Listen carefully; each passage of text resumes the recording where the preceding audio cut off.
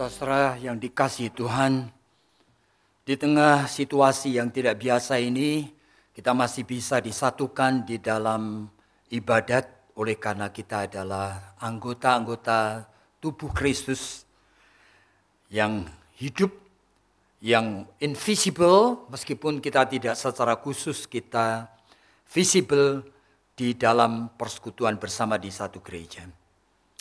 Tapi Tuhan mengizinkan kita untuk ibadat seperti ini.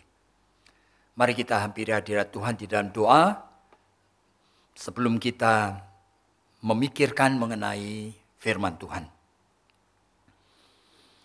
Tuhan, Engkau adalah Allah yang hidup. Di tengah kondisi apapun juga, Engkau memampukan dan memungkinkan kami untuk bisa meresponi akan kasih karunia-Mu yang tidak terbatas di dalam hidup kami ini. Melalui pengucapan syukur kami, bahkan melalui ibadat yang tidak biasa ini.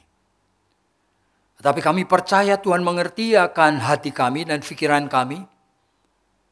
Betapa sebagian besar dari kami sangat rindu sekali ingin mempersembahkan yang terbaik Tuhan. Yaitu memberikan pikiran hati kami untuk kami persembahkan kepadamu. Oleh sebab itu Tuhan, yang menilik akan kondisi dan keadaan kami masing-masing di rumah. Tuhan juga mengerti betapa kami ingin sekali Tuhan, untuk mensikapi akan ibadat ini juga dengan baik. Tuhan tolong supaya kami boleh mempersembahkan pikiran dan hati kami untuk kebenaran firman Tuhan. Dengarkan doa kami. Oleh karena hanya di dalam nama Tuhan Yesus Kristus, yang adalah Tuhan dan Juru Selamat kami sudah berdoa. Amin. Jadi saudara, seperti apa yang tadi sudah kita baca bersama, hari ini kita akan memikirkan mengenai salah satu daripada surat Rasul Paulus kepada jemaat di Filipi, saudara. Filipi pasalnya yang keempat. Dan saudara, saya percaya sekali bahwa tidak pernah ada hal yang kebetulan bahwa majelis gereja dan hamba Tuhan di sini memilih akan bagian ini sebagai bagian yang kita perlu pikirkan dan renungkan di dalam konteks ibadat yang seperti ini. Kita berada di dalam situasi yang unusual, ya, yang irasional sebenarnya. Yang absurd, yang tidak biasanya, di mana seolah-olah seluruh struktur daripada kehidupan yang kita biasa hidupi itu mencair, saudara. Bahkan sistem yang kita sudah sangat familiar, di mana kita memainkan role dan peran sehari-hari dari jam ke jam, itu sudah berubah sama sekali. Bahkan mungkin di tengah-tengah ibadat yang seperti ini pun, saudara tidak aware bahwa sebagian besar dari saudara dan saya sulit sekali untuk mensikapi akan ibadat yang seperti ini kepada Tuhan dengan hati dan pikiran yang memang ingin diberikan, dipersembahkan kepada Tuhan. Barangkali saudara sambil ibadat ini tidur-tiduran, barangkali berpegangan kepada bantal, barangkali saudara sambil makan snack, barangkali saudara bahkan sambil melihat dari jauh itu TV yang tetap menyala. Barangkali saudara keluar masuk, pikirannya kemana-mana. Tidak ada yang mengatur. Mau marah orang tua juga sulit sekali. Untuk membuat disiplin supaya kita memberikan 1 jam atau 1 jam lebih sedikit. Untuk mempersembahkan akan hati dan pikiran kita kepada Tuhan. Rasanya sulit sekali, saudara. Jadi apakah ibadat seperti ini itu menjadi ibadat yang cukup meaningful? Itu menjadi suatu pertanyaan. Jadi dalam kondisi yang seperti ini, saudara, di tengah COVID-19 ini, di mana kita terpaksa dirumahkan, kita tiba-tiba itu menjumpai diri kita seperti kehilangan akan pegangan, di mana kita itu memainkan peran yang bisa kita pertanggungjawabkan di dalam kesadaran dari waktu ke waktu. Bahkan kita tidak punya plan, bahkan kita tidak tahu apa yang kita lakukan dari waktu ke waktu itu cukup efektif. Oleh karena rata-rata kita tidak menjadi produktif lagi. Saudara, dalam kondisi yang seperti ini, dan kita ini diminta untuk memikirkan mengenai Filipi pasal 4. Salah satu surat Paulus yang dituliskan kepada jemaat Filipi di daerah Makedonia, saudara. Suatu jemaat yang dianggap oleh Paulus sebagai jemaat yang paling menyenangkan hatinya. Oleh karena apa? Oleh karena yang pertama kali di daerah Eropa, kemudian mengalami suatu pertobatan dan kemudian berkembang menjadi jemaat yang so faithful dan so mature dibandingkan jemaat yang lain. Jikalau kita perhatikan misalnya Rasul Paulus dalam 1 Korintus pasal ke-8, itu sampai memberikan kepada jemaat Korintus itu suatu contoh. Kamu contohlah jemaat Makedonia ini loh. Dalam keadaan miskin. Dan mereka itu pun teraniaya. Sulit sekali mereka itu survive. Dan mereka itu berebut. Ingin memberikan dukungan kepada jemaat di Yerusalem yang sedang menderita. Saudara bisa membayangkan. Sampai dijadikan, sampai Paulus itu mengingatkan seolah-olah cukuplah. Apa yang kamu beri itu sudah cukuplah. Dari sekian banyak jemaat, salah satu yang so faithful, selalu mendukung pelayanan Paulus, ini jemaat Filipi, saudara. Dan ini ada di dalam suratnya. Dan saya tidak tahu surat ini dikirimkan Paulus itu dari mana. Mungkin dari penjara di Roma, mungkin juga dari penjara Caesarea dan sebagainya. Tidak disebutkan. Tetapi saudara kalau kita mau perhatikan mengenai istana Kaisar yang disebutkan, yang ada di dalam Filipi pasal 1, rasanya ini dari Roma, saudara. Jadi kalau disebutkan ini dari Roma, kemungkinan Paulus itu berada di dalam suatu kondisi yang sedang sangat tidak jelas. Sama seperti kondisi yang kita hadapi sekarang ini. Yaitu kondisi di mana dia bukan hanya di penjara dan kehilangan semua kebebasannya, dia tidak bisa melakukan apa yang dia mau, tidak ada plan, tidak ada strategi, tidak ada future, tidak ada predictability dalam hidupnya. Kalau betul-betul dari Roma, dia berakhir dengan dibunuh, saudara, oleh Kaisar Nero. Nah, kalau dari sana, jadi bisa dibayangkan, saudara, jadi Paulus ini satu pribadi yang ada di dalam kondisi mirip seperti kita, yang sebetulnya itu kehilangan semua struktur dan sistem yang familiar yang dia biasa hidupi dari waktu ke waktu. Dan sekarang ini dia menuliskan kepada jemaat Filipi dan dia tahu bagaimana mengisi waktu yang di dalam Efesus pasal 5 disebutkan, waktu itu jahat.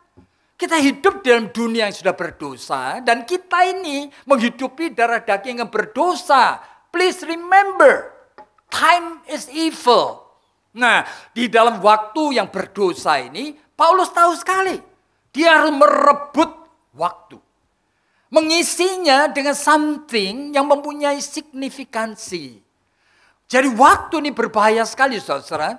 Dan Paulus itu bisa merebut waktu, kairos dari Tuhan untuk mengisinya dengan baik. Sehingga dia tahu apa yang mestinya dia akan katakan ya.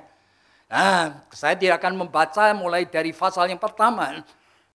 Tapi jika saudara pasal yang keempat saja. Kita melihat bahwa dia menyebut akan nama-nama dan dia menyebut mengenai pemberian dari jemaat Filipi ini.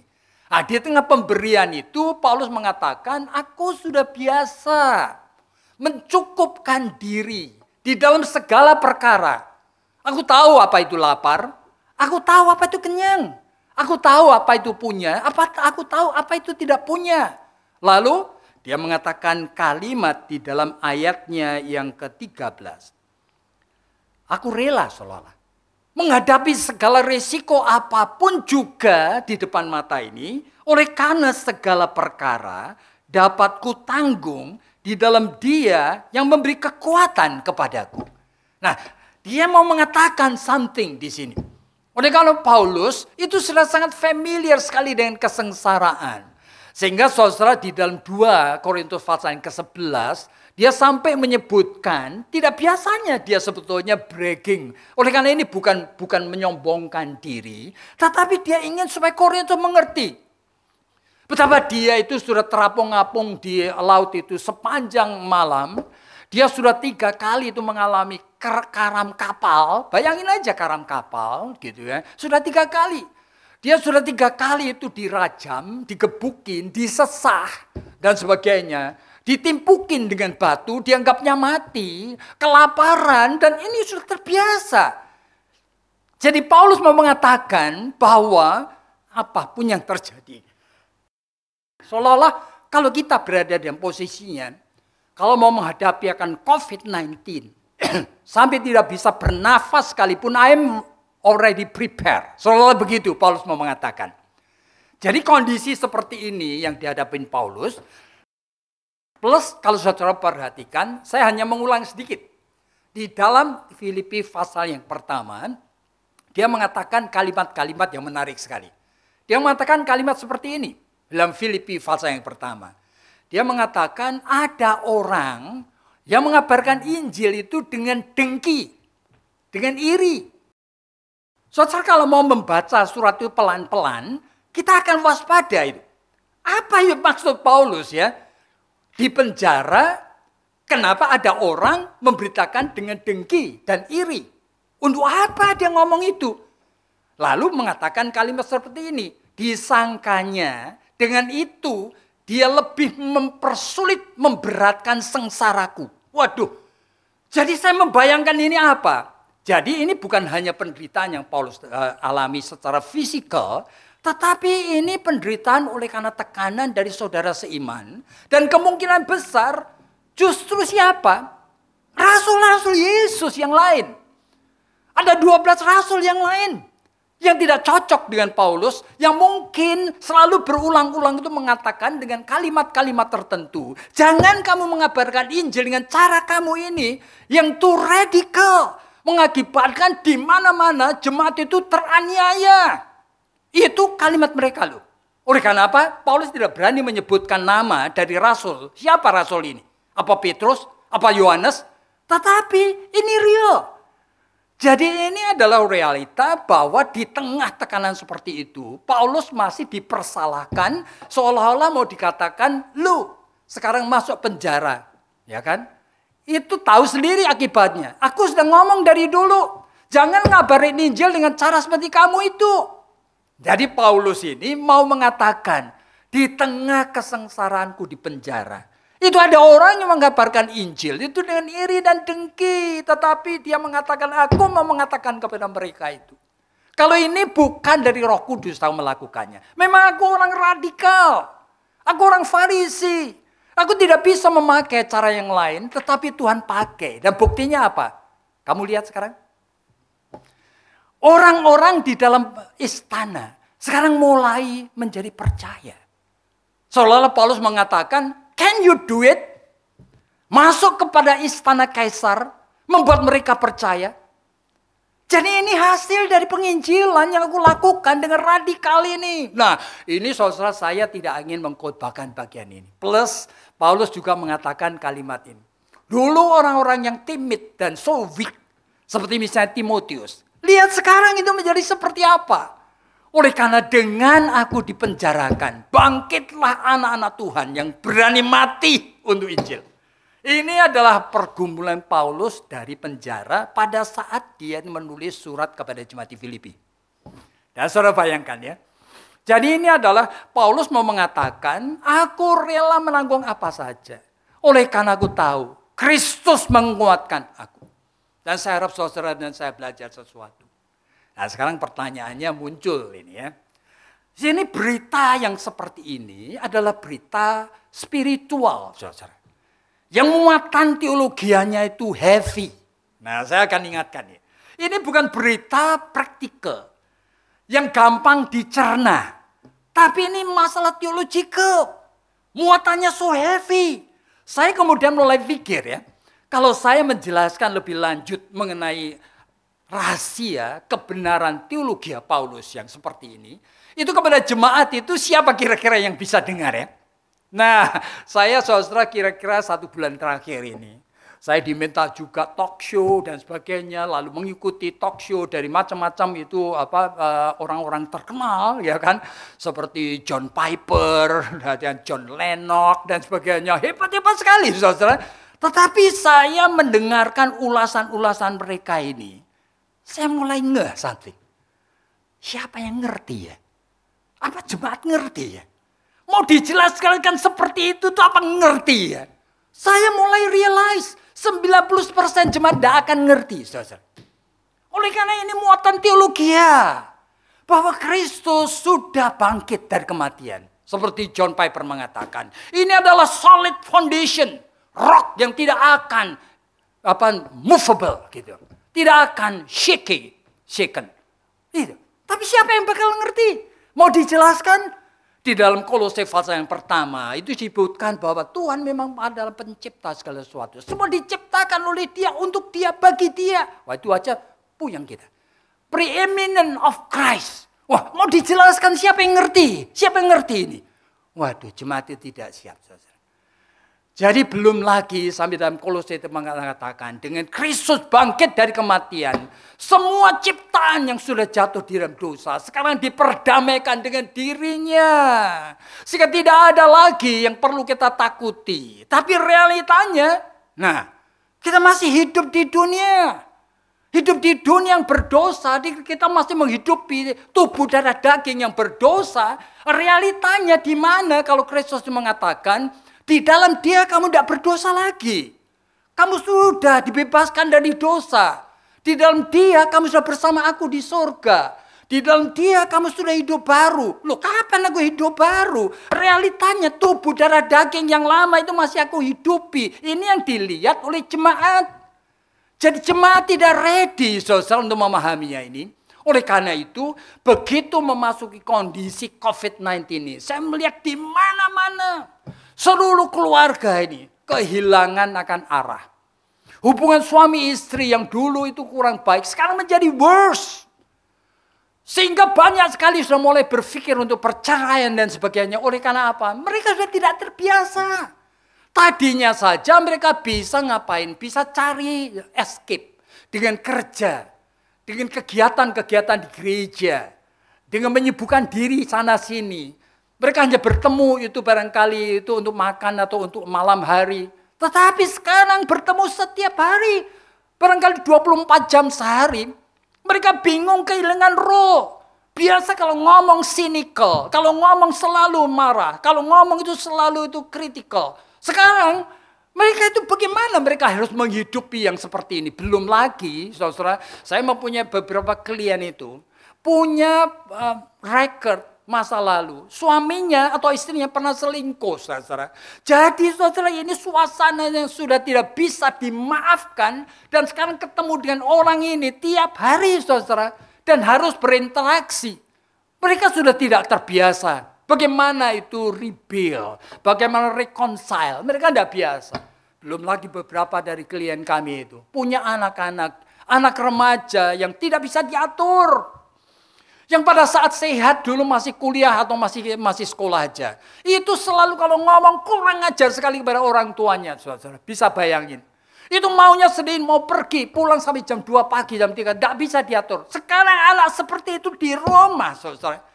Dan orang tua ini harus berhadapan muka. Satu hari 24 jam. Ngatur makan aja, ini selalu dengan wajah yang tidak enak, omongan tidak enak, selalu menuntut-nuntut macam-macam. Nanti jebretan pintu ada di dalam kamar sampai berjam-jam tidak mau keluar. Waduh, give up. Saya melihat kasihan sekali.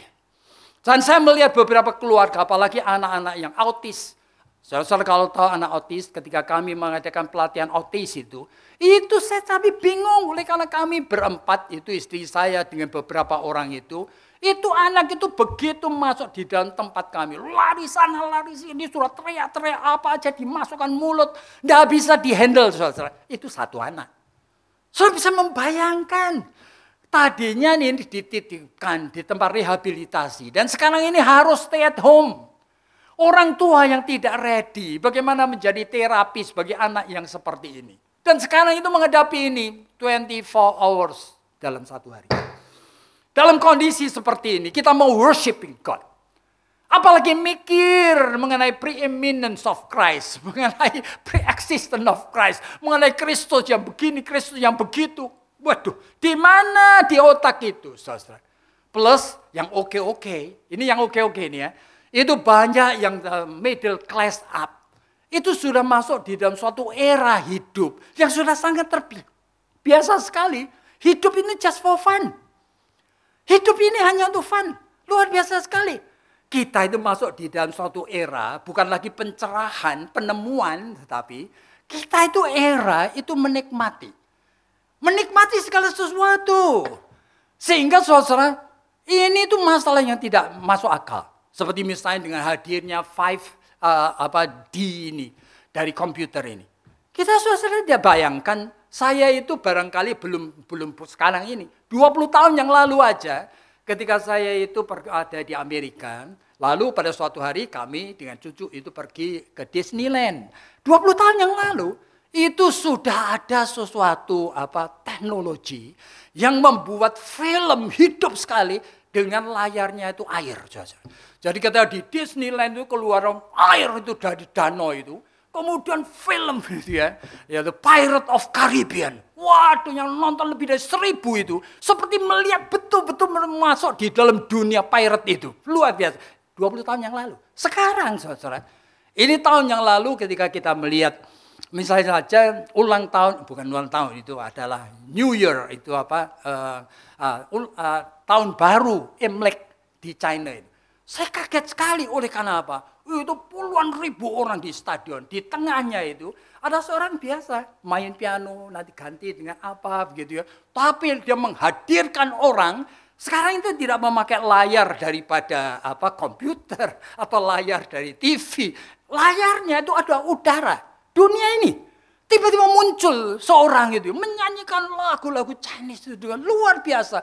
Muncul bunga di sini, bunga di sana apa. Waduh, seolah-olah itu betul-betul real padahal tidak real. Ini manipulasi daripada visuality daripada manusia. Oleh karena 5G yang makin lama makin luar biasa. Manusia itu bisa menghadirkan realita yang bukan real.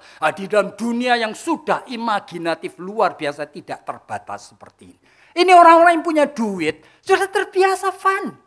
Funnya tidak masuk akal. Kalau saudara lihat akan National Geographic, you kenal akan orang namanya Bear Grylls. Bear Grylls itu selalu itu menunjukkan seperti misalnya Man versus Wild. Waduh, dia kemudian itu dijatuhkan di kutub utara atau kutub selatan atau hutan rimba Amazon atau apa tanpa makanan. Tapi sekarang ngajak orang. Orang yang mau diajak aja itu orang-orang top. Dan sudah ngantri setahun penuh, saudara. Untuk ngapain? Supaya selama 3 hari itu hidup hampir mati. Hidup hampir mati, saudara. Oleh karena tidak bawa bekal apa-apa. Kok mau? Termasuk Perdana Menteri India Modi ikut. Termasuk pemain Federer yang terkenal, pemain tenis itu. Ikut, saudara. Kemudian ngapain? Tidak punya makanan. Minuman tidak ada.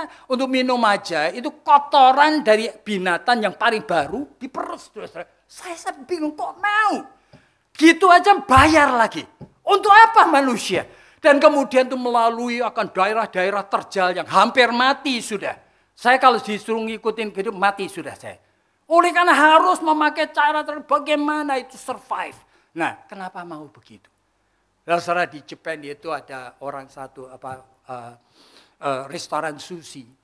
Itu menyediakan jenis ikan fugu, saudara. Dan ikan fugu itu sebetulnya seperti bluefish seperti itu, yang beracun sekali, saudara. Dan setiap tahun yang mati itu kalau tidak 6 atau 4 orang, mati, saudara. Makan sushi ikan mati, tetap orang datang mau makan. Saya sampai bingung, ngapain begitu? Jadi apanya sebetulnya, taste-nya itu membuat manusia itu kemudian ekstasi atau apa? Ikan saja. Jadi life itu seperti ini. Segala macam olahraga. Saudara lihat sekarang menjadi gila, tidak masuk akal. Olahraga sepedaan, olahraga skateboardan, olahraga para layang. Semuanya menjadi gila. Main sepeda itu kemana? Ke Grand Canyon, Colorado. Yang tidak bisa masuk akal, sudah. Bagaimana turun aja saya harus pegangan tali dan sebagainya, itu pun juga tidak berani terus. Ini naik sepeda, saudara. Bagaimana orang bisa melakukan dan berani mati? Oleh karena apa? Life itu sebetulnya sudah ekstra, sudah beyond. Dia yang dicari adalah thrill daripada adrenalin manusia ini dipompa luar biasa. Nah, orang seperti ini pikirannya preoccupied siang malam dengan apa? Apakah mereka punya ruangan untuk hal rohani saja? Impossible. Tidak mungkin saja. Oleh karena memang pikiran manusia sudah isinya seperti itu. Nah, ini persoalannya. Dan sekarang kita sedang bicara mengenai berita dari firman Tuhan dari Filipi pasal 4 tadi. Dan Paulus mengatakan, aku tak sanggup menanggungnya di dalam segala sesuatu. Oleh karena Kristus yang menguatkan aku. Siapa yang bisa menangkap meaningnya? Dan siapa yang bisa menghidupinya? Nah ini. Barangkali orang yang sedang yang sedang dying. Dan sekarang itu percaya tidak ada jalan lain. Kecuali mengatakan dengan grasp pegangan kepada ayat itu. Dan terus mengulang-ulang yaitu. Tetapi kita yang lain, how could we? Mengalami akan kebenaran dari firman Tuhan yang seperti ini. Kristus menguatkan aku. Bagaimana ya? Kita mesti menjelaskan dulu kan. Apa kondisi kita? Dan kondisi kita yang seperti ini. Kalau kita misalnya kena COVID-19 dan sedang tanda petik itu dying. Nah seperti tadi. Kita mulai pikir. Barangkali kita mulai memikirkan apa yang dikatakan John Lennon atau John Piper tadi. Yang kemudian mulai pikir. Pemeliharaan Tuhan itu apa sih? Providensia Tuhan itu apa sih? Lalu kita ingat mungkin. Wah, pernah John Piper di tempat lain, dia pernah mengutip juga gitu ya, filsuf Epicurus ya kan, beberapa abad sebelum Kristus yang mengatakan kalimat-kalimat. Sebetulnya di tengah dunia, kenapa ada evil? Jadi pertanyaannya cuma dua, yaitu antara wish and able. Apa Tuhan itu wish, punya keinginan untuk menghilangkan hal yang jahat ini?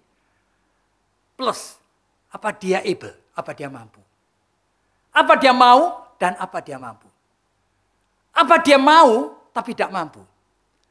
Apa dia tidak mau tapi mampu? Wah, ada 8 kemungkinan, saudara. Jadi sekarang itu lalu bagaimana? Nah, barangkali orang di dalam kondisi kritikal mulai tanya. Dituntun oleh beberapa orang yang jauh lebih advance dari kita. Mulai tanya. Jadi providensia Tuhan di mana? Bukankah providensia Tuhan, pemeliharaan Tuhan itu ajaib sekali. Kita di dalam misalnya Mazmur 139 dikatakan, providensia Tuhan tidak bisa dihindari. Sehingga pemazmur mengatakan, Tuhan aku mau menghindar engkau kemana? Mau naik ke langit, aku ketemu engkau di sana. Masuk di dalam kubur juga ketemu engkau di sana. No escape. Engkau selalu hadir menyertaiku. Bahkan disebutkan dalam Kisah Rasul-Rasul pasal 17 yang disebutkan istilah itu ya. Yang sebetulnya itu istilah mengenai kehadiran Allah yang tidak terhindarkan. Itu disebutkan dalam Kisah Rasul-Rasul pasal 17 saudara. Ya kan? Yang dikatakan. Oleh karena di dalam aku engkau bergerak dan hidup. Nah saudara ini panentheism sebutnya. Istilah panentheism. Di dalam aku engkau bergerak dan hidup. Jadi providensia Allah tidak terhindarkan. Tapi realitanya janji Allah yang seperti itu. Kita berada di dalam kondisi hidup di dunia yang berdosa. Yang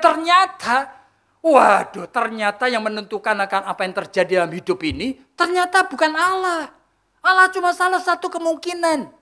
But he is not the single cause behind everything. Waduh, dia bukan salah satu penyebab di belakang segala sesuatu. Segala sesuatu terjadi, bisa terjadi oleh karena memang God's will. Terjadi oleh karena God's decreed will. terjadi oleh karena God's natural law, terjadi oleh karena man's free will, terjadi oleh karena satanic influence, terjadi juga bisa oleh karena God intervention dong. Nah, bahkan God's will itu 90% tidak pernah terjadi. Tuhan menghendaki setiap orang Kristen mengabarkan Injil. Siapa yang nurut? Tuhan menghendaki setiap orang Kristen memaafkan dan mengampuni orang yang jahat kepada dia. Siapa yang obedience?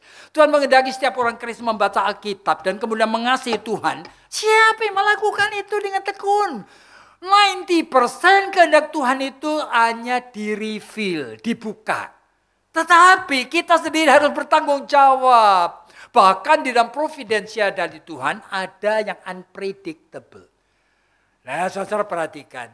Di dalam misalnya saja Yakobus mengatakan Allah tidak pernah mencobai. Really? Oleh karena di dalam Lukas 22 aneh sekali. Bahwa Yesus mengatakan kepada Petrus, iblis sekarang ini lagi begging, minta sekali ingin mencobai kamu. Mau menampi kamu seperti gandum. Dan aku izinkan. Bagaimana mungkin? Saya jadi ingat akan peristiwa Ayub. Bagaimana mungkin Allah kok negosiasi dengan setan untuk mencobai Ayub? Itu ada. Ya, bahkan saudara, di dalam doa Bapa kami, Yesus mengingatkan kalimat ini. Setiap hari, jikalau kamu berdoa, katakan, Bapa kami yang di surga, datanglah kerajaan. Terus lalu apa? Jangan bawa kami ke dalam pencobaan. Berarti Bapak bisa membawa you dan me dalam pencobaan. Waduh, di dalam kondisi yang sangat kompleks seperti inilah kita hidup. Dan kita itu harus mengimani. Oleh karena Dia yang menguatkan aku. Bagaimana kita? Saya percaya sedikit sekali orang Kristen yang bisa mendigest ini. Bahwa betul Tuhan akan menguatkan. Betul di dalam Roma pasal 8 dikatakan, tidak ada lagi yang memisahkan kamu dari kasih. Sakit penyakit, bahkan maut sekalipun. Tapi bagaimana kita experience that? Bagaimana mengalami?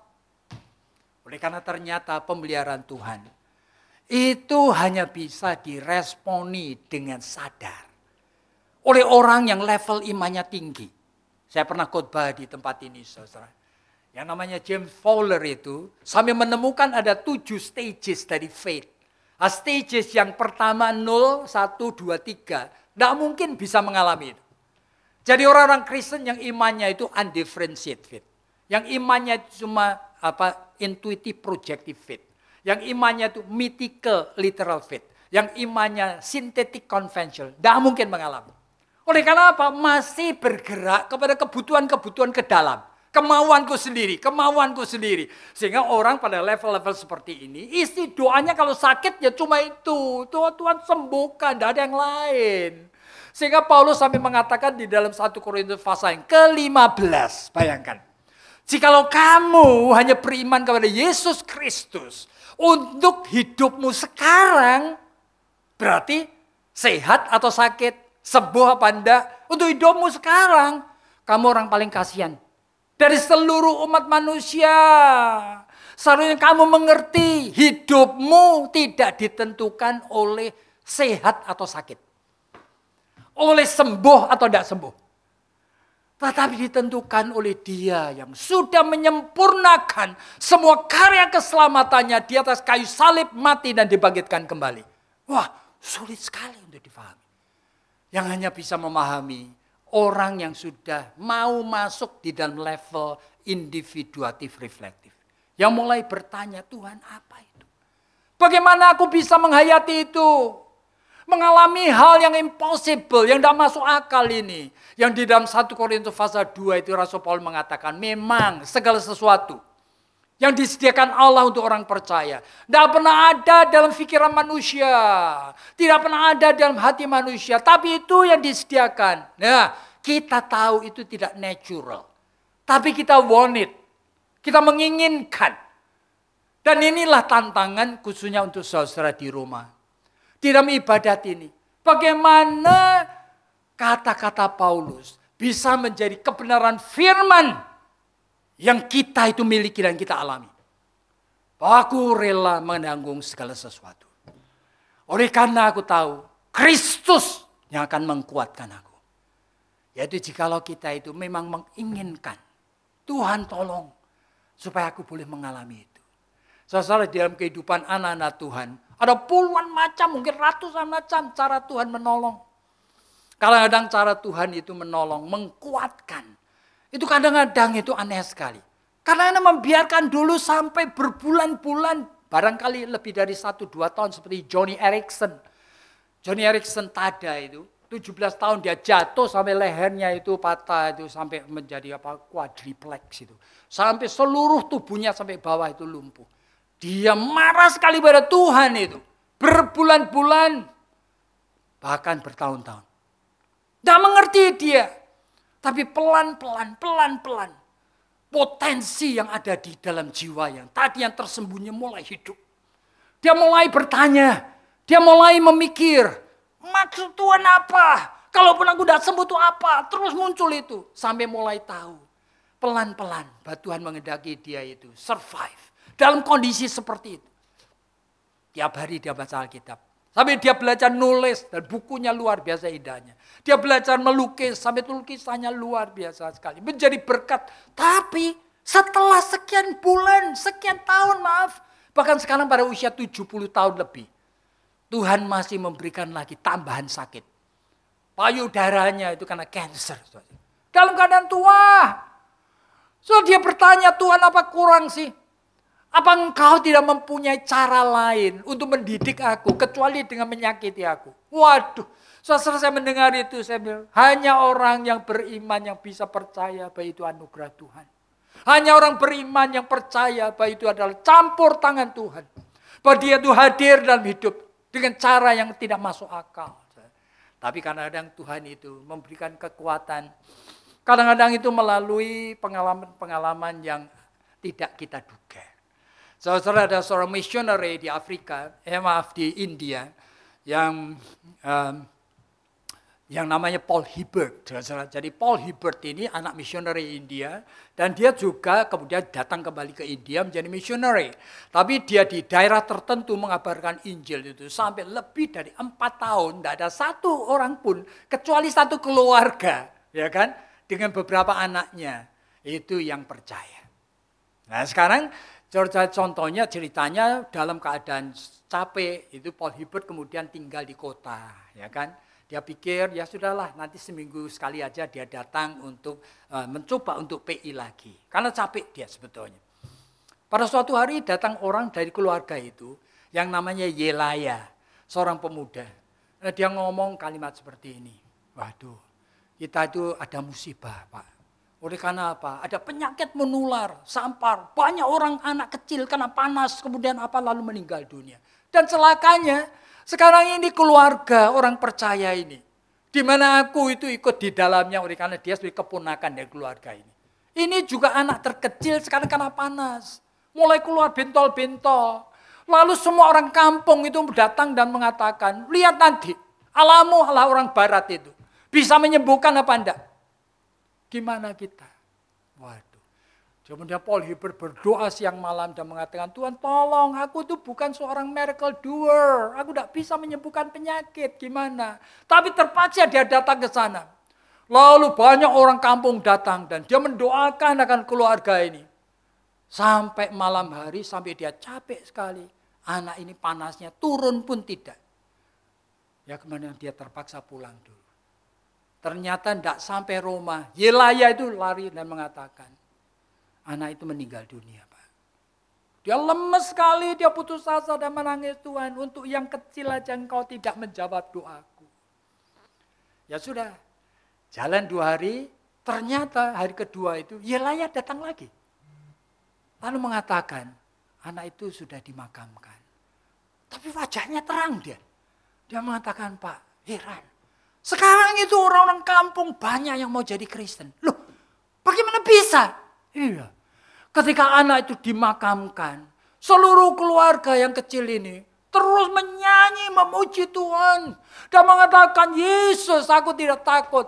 Dan aku percaya bahwa anakku itu bersama Engkau dalam surga. Sehingga tidak ada memisahkan. Nanti kita akan bertemu kembali. Lalu haleluya. Ya, keluarga dan hanya dengan 5 atau 6 orang menyanyi puji-pujian. Sampai orang-orang kampung itu heran. Yang tadinya sama sekali tidak memperhitungkan menjadi Kristen. Sekarang pengen sekali jadi Kristen. Lalu mengatakan, Paul, silakan datang. Siapa tahu Paul mereka itu sedang menanti akan pengajaran dari kamu. Saudara, jadi cara Tuhan memelihara itu tidak masuk akal. Bagaimana Tuhan memelihara tidak selalu berarti Tuhan menyembuhkan atau Tuhan segera memberikan kekuatan seperti apa kita mau. Tidak selalu begitu. Bahkan saudara barangkali ingat ya. Ada seorang perempuan yang lahir itu sebetulnya sehat. Tapi pada usia hampir mungkin 3 tahun begitu. Dia kemudian mulai kehilangan penglihatannya. Kemudian akhirnya buta. Oleh karena buta, anak ini plus aneh sekali. Penyakit itu entah apa. Termasuk dia juga tuli, saudara. Deaf and blind. Orang ini Helen Keller, saudara. Ini keluarga kaya. Sampai bingung anak ini menjadi wild luar biasa. Anak dia keluarga Kristen. Tapi sudah tidak bisa dihandle. Sehingga pada suatu hari Tuhan mengirimkan seorang babysitter. Miss Sullivan. Ini seorang babysitter yang sederhana sekali. Yang ngajarin dia ini untuk air itu dia water dipegang-pegang. Ya, daun dipegang, bunga dipegang, apa dipegang. Dicium, dipegang. Pelan-pelan. Sampai bisa sekolah. Sekolah lulus, sekolah SMA. Lulus universitas. Sampai menjadi seorang pemimpin gerakan social Christian. Dan dia menggerakkan sampai dia kenal dengan orang-orang tokoh yang luar biasa. Helen Keller, saudara. Dan dia anak Tuhan. Dan cara Tuhan itu menghadirkan akan pertolongannya. Itu menghadirkan manusia lain. Yang sebenarnya bukan apa-apanya. Tapi orang ini rela menyertai dia sampai tua. Tidak masuk akal, saudara. Miss Sullivan. Ajaib sekali, saudara. Dan Helen Keller dipakai Tuhan dengan luar biasa. Pada suatu hari dia datang di dalam kebaktian Jumat Agung. Lalu seorang penyanyi yang terkenal sekali yang dulu menyanyi bersama dengan Billy Graham. Menyanyikan, Were you there when they crucified my Lord? Nyanyi. Tiba-tiba Helen Keller itu kan diterjemahkan melalui bahasa sentuhan sama Miss Sullivan. Bahasa sentuhan. Dia nangis. Dia minta ke depan. Lalu dia ketemu orang itu. Lalu dia cuma ngomong, please, apakah kamu mau nyanyi lagu itu 1 kali lagi? Lalu Helen Keller itu dekat orang itu. Orang itu menyanyi. Were you there when they crucified my Lord? Helen Keller itu mengulurkan tangannya. Lalu memegangi bibirnya. Lalu dia itu mengatakan, I was there. Aku di sana. When they crucified my Lord. Saudara, hidup sebagai anak Tuhan. Itu hidup yang aneh. Oleh karena hidup di dalam anugerah Tuhan yang ajaib.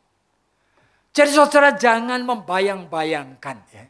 Kata-kata Paulus ini itu kata-kata yang hanya menjadi objek rasionalisasi. Yang saudara pikir-pikir kalau setuju atau tidak setuju kurang ini masih bingung itu saudara jangan begitu. Mari kita itu mempercayai.